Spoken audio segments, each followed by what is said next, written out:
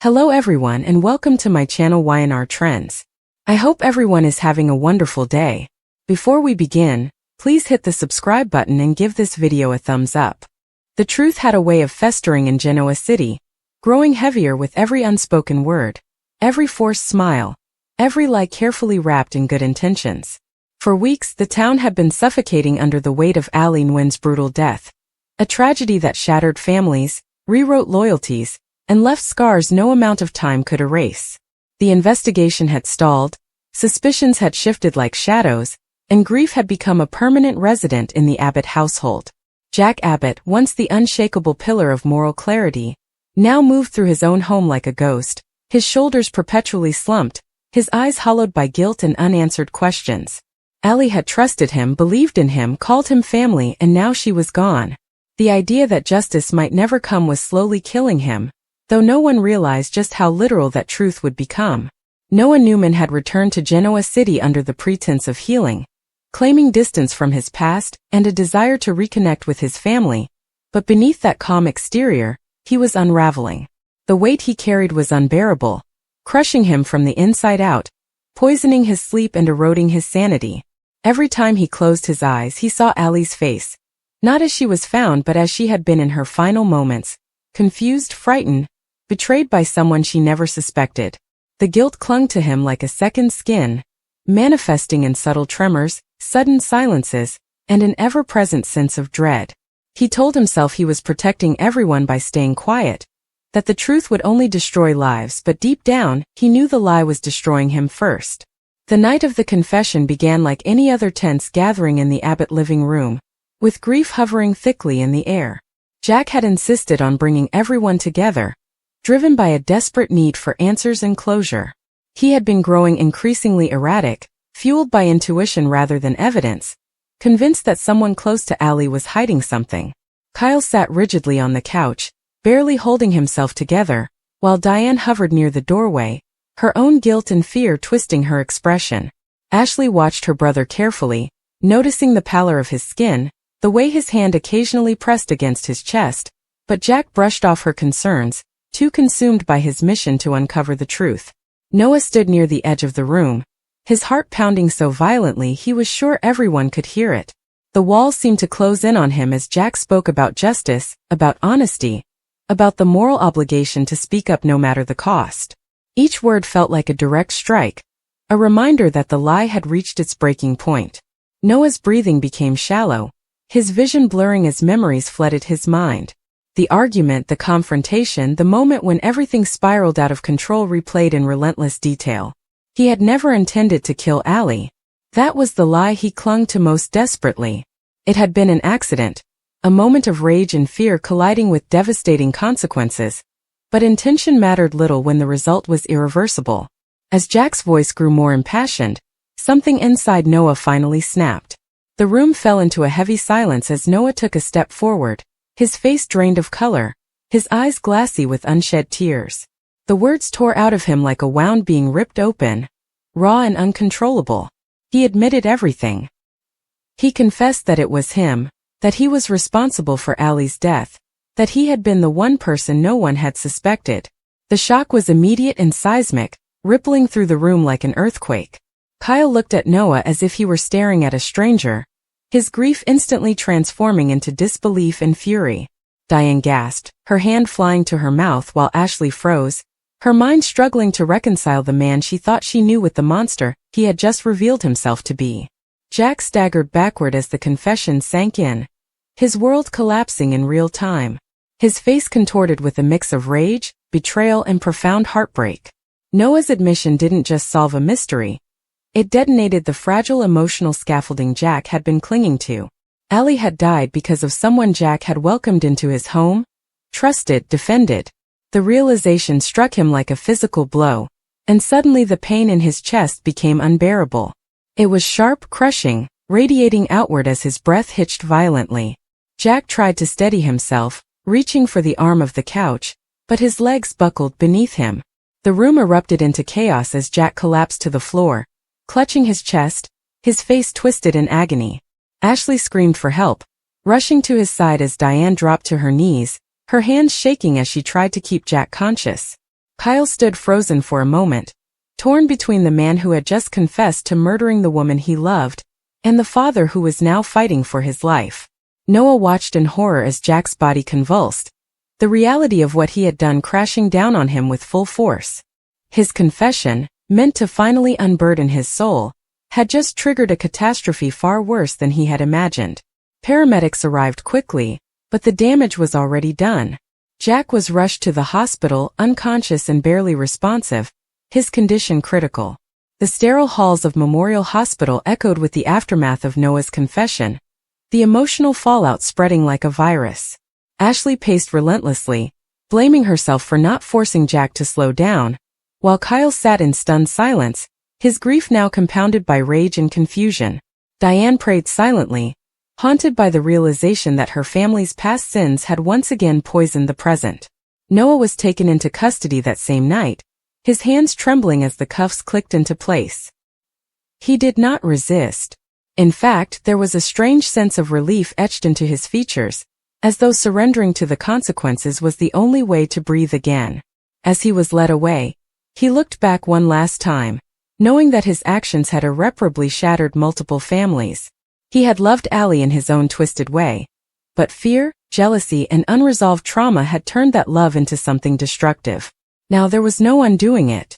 At the hospital, doctors fought tirelessly to stabilize Jack, working against the clock as his heart struggled to recover from the trauma. Ashley refused to leave his side, holding his hand and whispering memories from their childhood, begging him to come back. Kyle stood just outside the room, replaying Noah's confession over and over in his mind, his grief for Allie now entangled with a burning need for justice. He vowed that if Jack survived, things would never be the same, not for the Newmans, not for the Abbotts, not for Genoa City itself. As dawn broke over the city, the truth finally lay exposed, but instead of bringing peace, it left devastation in its wake. Allie's death was no longer a mystery, but its consequences had multiplied, claiming another victim in the process. Jack's life hung in the balance, Noah's future was effectively over, and the fragile alliances that once held Genoa City together were splintering beyond repair. The confession that was meant to end the nightmare had only just begun a new one, proving once again that in Genoa City, the truth never comes without a price, and sometimes that price is paid in blood. The fate of Noah's concession gurgled through Genoa City like a shockwave, touching every corner of the city, every family, and every fellowship formerly allowed. Unbreakable. Rumors spread nearly incontinently, carried on whispers and hushed phone calls, their energy amplified by the megacity's inextinguishable appetite for reproach. In a city defined by ambition, power, and fragile self-esteem, the disclosure that Noah, a man long perceived as worried but eventually reparable, had killed Allie Gwyn, a youthful woman whose charm and kindness had won the hearts of nearly everyone who knew her, transferred shockwaves into the veritably foundations of everyday life. No bone could attune the boy they knew, the soft-spoken, occasionally awkward, but unnaturally likable Newman with the cold wave, hopeless figure who had shattered the lives of those he claimed to watch about. At the Abbott menage, the emotional fallout was immediate and grim. Jack remained unconscious in the ICU. The beeping machines and sterile scent of the sanitarium, a constant memorial of the fragility of life, and the implacable consequences of dishonesty.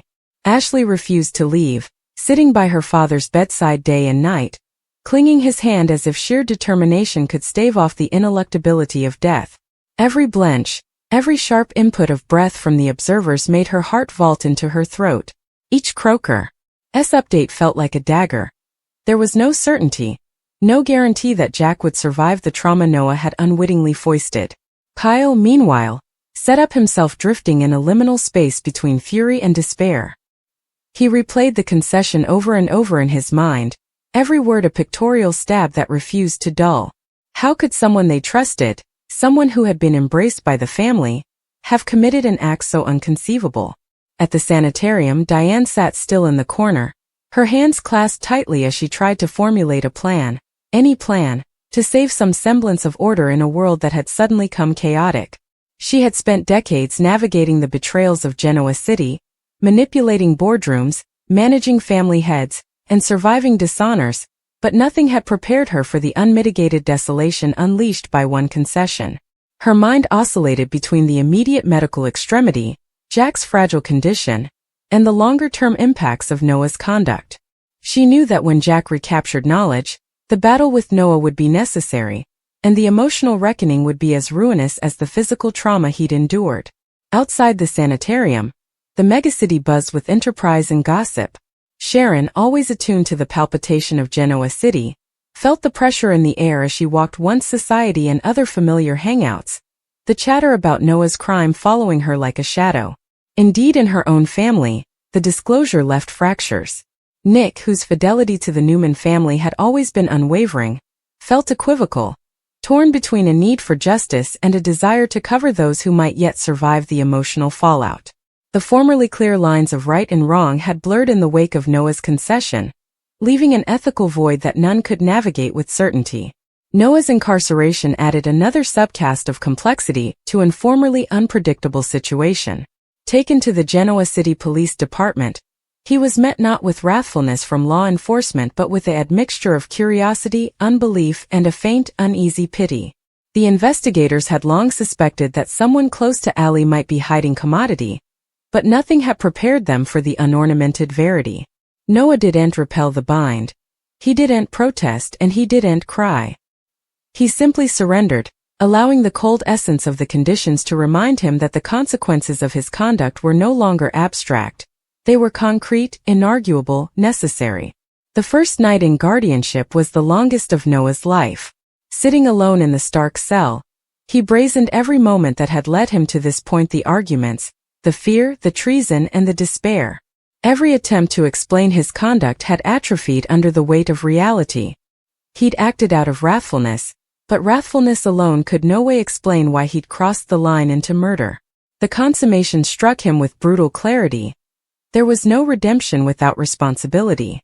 He'd come a villain not by accident but through a chain of choices, each one further reckless than the last, climaxing in the unrecoverable act that had destroyed not only Allie's life but also the fragile peace of an entire community. Meanwhile, the Abbott family and their extended network plotted to reuse their feelings in resemblance, with the legal ministry beginning to turn.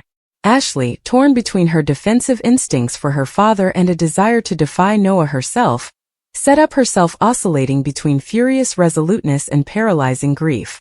Every moment in the sanitarium felt like a delicate concession with fate, a balancing act in which she had no control.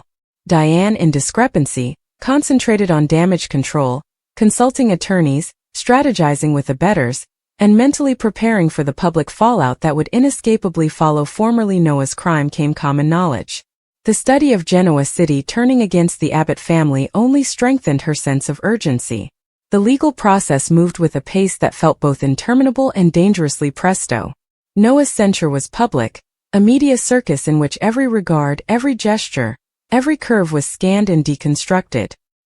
He sat with his head bowed, avoiding eye contact with journalists, apprehensive that the megacity's judgment had formerly been cast in the court of public opinion.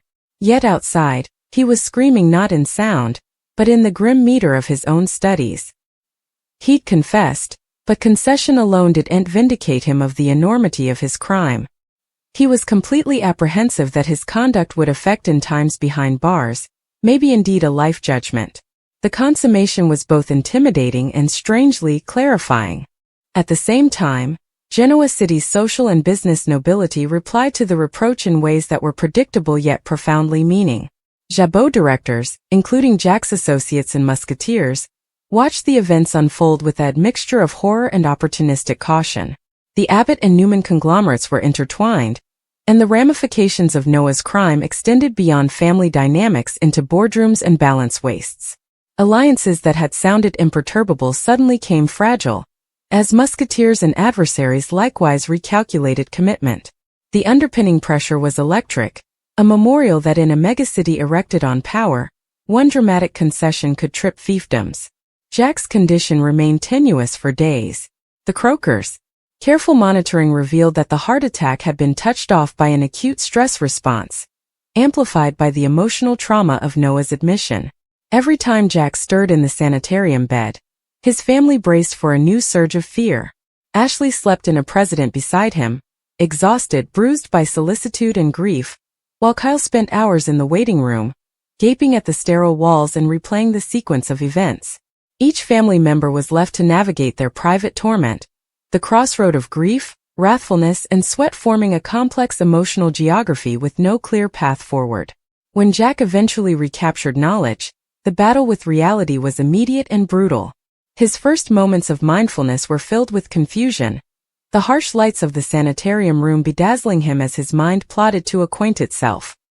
He tried to speak, but his voice was coarse, nearly broken, reflecting the fragility of his body and the depth of his emotional fermentation. Ashley snappily filled him in on the events he'd missed, her words precise yet pulsing with emotion. Jack absorbed the information in silence, the weight of Noah's concession settling on him like a physical burden. The reunion between Jack and Noah, when it eventually passed, was disastrous in its intensity. The son he'd formerly defended, nurtured, and occasionally spoiled had come a source of unconceivable pain. Noah knelt before him, the lines of guilt etched deeply into his face, trying to explain, to supplicate remission, to attune the man he'd been with the unrecoverable consequences of his conduct. But Jack, whose life had been defined by adaptability, strategic thinking, and an unvarying moral compass, was reduced to a nearly childlike state of shock and treason. Words failed him. All he could do was gawk, a admixture of fury, grief, and unbelief rendering him nearly paralyzed. Beyond the immediate family, the concession transferred shockwaves through Genoa City's broader social and business networks. Journals published every detail, social media exploded with enterprise and outrage, and the megacity's residers, who had formerly trusted Noah's innocence, now plotted to comprehend the duality of mortal nature, the capacity for both charm and atrocity being within a single person. The ripple goods extended to the Nguyen family, who had been devastated by Allie's death, now forced to defy the public spectacle of their grief being intertwined with the intimate shortcomings of someone they had formerly known. As the legal case progressed, the complexity of Noah's cerebral state came a central question. Psychologists were brought in to estimate him, exploring the involved interplay of internal health, once trauma, and the situational factors that had crowned in the fatal act. The evaluations revealed a nuanced, equivocal existent, whose capacity for guilt was genuine, yet whose conduct were incontrovertibly felonious. The court of law and the court of public opinion were poised to deliver judgments that would resonate for times, and Noah, now completely conscious of the enormity of his crime, faced the full diapason of consequences, emotional, social, and legal. Indeed, as Noah's trial approached, the Abbott family grappled with their own internal fractures. Jack, weakened but recovering, plotted to recapture control of his particular and professional life, visited by the memory of Noah's concession and the near-fatal heart attack that had accompanied it. Ashley and Kyle navigated the unfaithful waters of grief and wrathfulness, trying to cover one another, while contemporaneously defying their own limitations in understanding the mortal capacity for violence and treason. Diane, ever the strategist, began planning for both legal defense and family recuperation. Apprehensive that survival in Genoa City needed further than bare abidance, it demanded cunning, foresight, and the capability to manipulate public perception in ways that would shield the family from total ruin. Noah, meanwhile, oscillated between moments of clarity and inviting despair. His concession had lifted the burden of secretiveness, but it hadn't eased the pain he'd caused. Each night in his cell he relived the moments leading up to Allie's death, anatomizing every choice, every response, every impulse, searching for understanding that would no way come. He honored that redemption, if it was possible at each, would be a distant and painful process, defined more by acknowledgement of his wrongdoing than by forgiveness. Genoa City, as ever, continued to spin around these particular tragedies, the drama enhancing with each passing day. Musketeers, suckers, businessmates, and adversaries all set up themselves netted in the fallout, navigating the shifting geography of trust, treason, and survival. In a megacity erected on appearances and intentions, Noah's concession, Allie's death, and Jack's heart attack had created an endless fracture, one that would shape the future of the Abbott and Newman families for times to come. Every discussion, every commerce, every decision came laden with the weight of the history. Trust was fractured, alliances were readdressed, and the formerly clear delineation between right and wrong had blurred into tones of Argentine. Noah's conduct had demonstrated that a single moment of despair could irrevocably alter lives, shattering innocence, dismembering family bonds, and leaving scars that no passage of time could completely heal. Indeed, as the megacity moved forward, the shadow of that concession dallied. Hospitals, courtrooms, boardrooms, and living apartments likewise came stages for a drama that refused to end. Every character in Genoa City was left to navigate the consequences, balancing grief with wrathfulness, fidelity with justice, and the grim march of time with the fragile stopgap of remission. And at the center of it all, Noah remained, a man defined by a single disastrous choice, forced to defy a reality he'd created and the implacable verity that in Genoa City, the history was no way truly buried. It simply awaited like a phantom to re-emerge and demand reckoning.